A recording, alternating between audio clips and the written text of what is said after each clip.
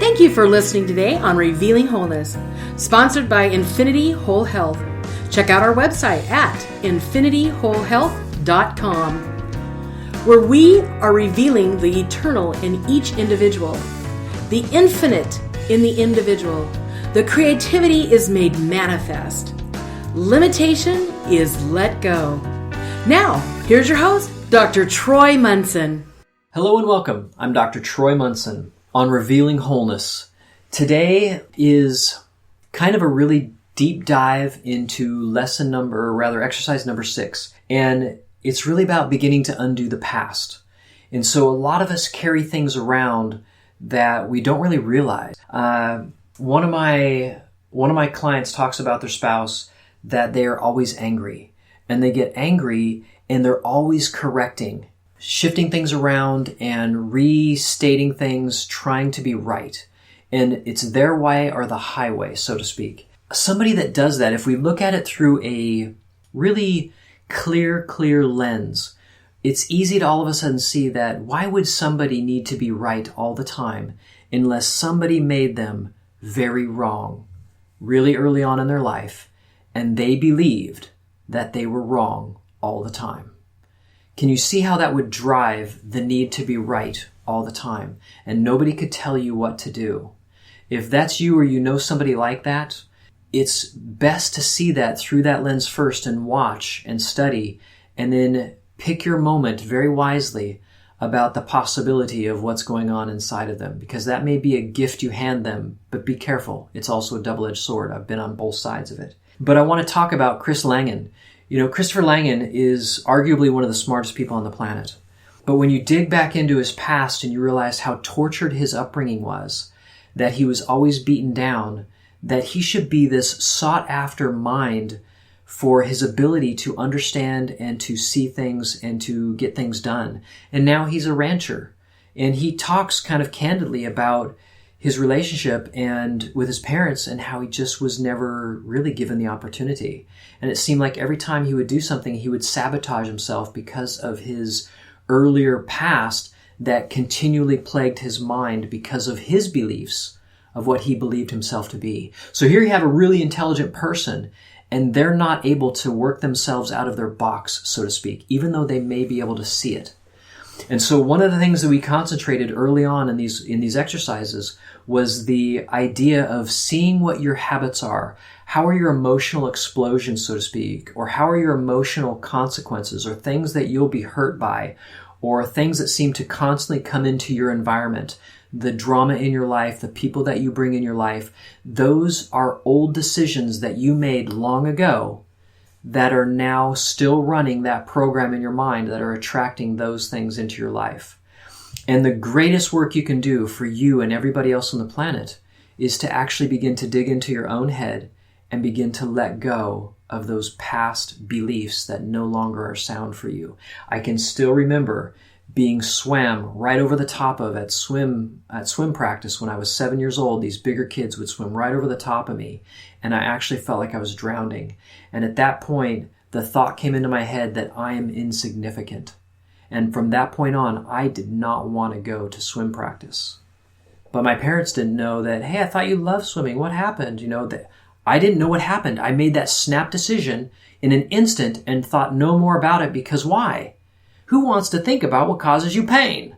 You know, nobody wants to do that. But here, you know, as an adult, I finally discover and dig into that memory and realize that's what I decided. Was that still a good decision for me? I got to ask myself when I finally figured it out. And what's the obvious answer when you find something that's that detrimental to you? Is that still a good thing for you to believe? No, not on your life. But now I had to do the follow-up work, which is, okay, if that's not a good belief of mine, what is right for me now? And I got to interject into that moment that new truth that is more closer to the truth. I got to interject that and say it and repeat it over and over for days, and going back into that memory and looking at it and looking at how I've changed it. And now that no longer goes for me. I am now no longer insignificant. I'm very relevant. And I'm part of the whole that is all of us. I'm part of you, part of everybody else. We're all one, and we all get to kind of help each other along on this journey. And so now I've totally changed that belief. So the first part of today's exercise is I see only the past. So as you say this, I want you to kind of look around, take a minute or two, and just simply ask, I see this wall only from my past point of view, or I see only the past in this chair. Either way you want to word it is fine. There is no wrong answer here. And so as you look around, just from thing to thing, don't purposely disinclude something, and don't purposefully include something. Let your eyes rest on whatever it is and say, I see only the past in this phone. I see only the past in this wire. I see only the past in this pair of shoes. And so what we're looking at is that old ideas we're getting to are rooted in time. And they're rooted in time because we formed that idea long ago that, hey, that's a shoe. Well, somebody way back in time said, hey, this is a shoe. You want to remember that. So every time we go back in time when we label something with our mind and say, oh, that's a shoe. Oh, that's McDonald's. Oh, that's, Target. Or, oh, that's Costco or whatever.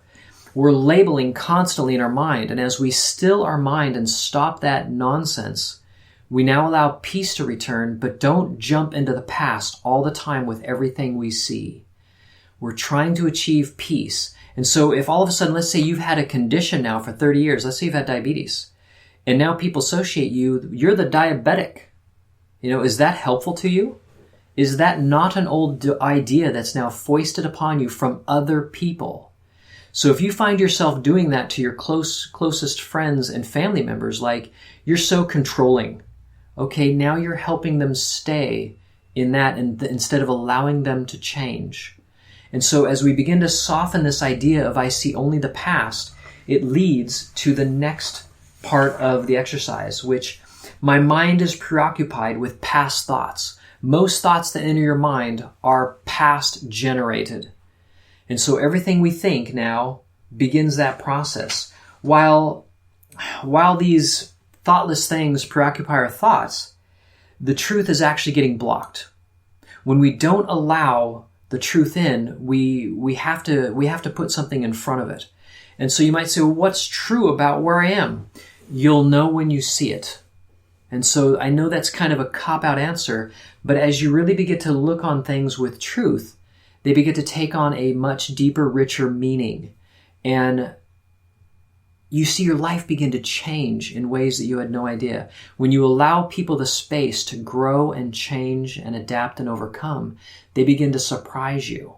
When you allow the situations in your life to be non-judgmental about them and don't attach yourself to certain meanings that you've already given to situations, you allow that situation to change in the most dramatic, positive way imaginable that you could.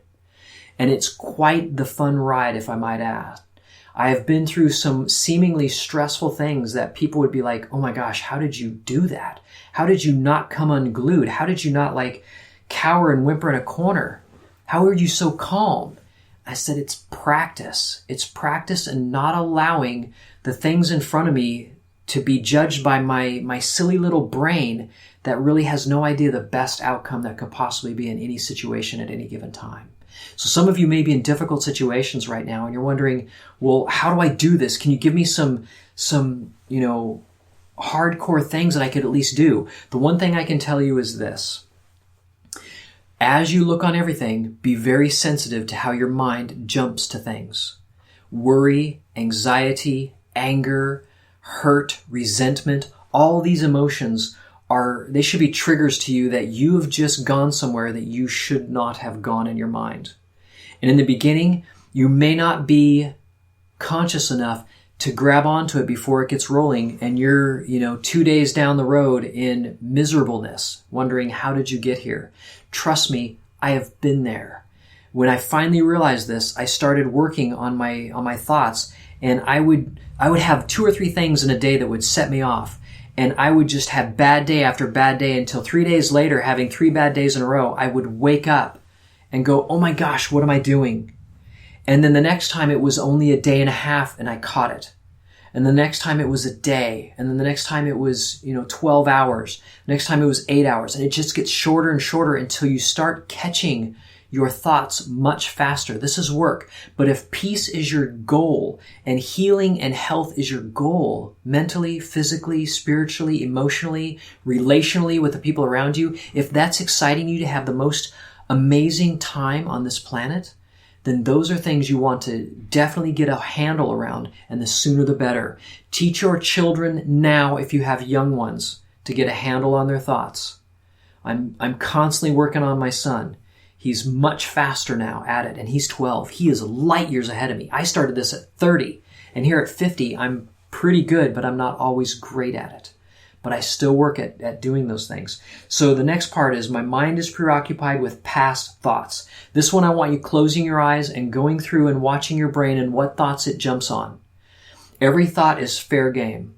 Hey, I seem to be thinking about blank, but my mind is only preoccupied with past thoughts.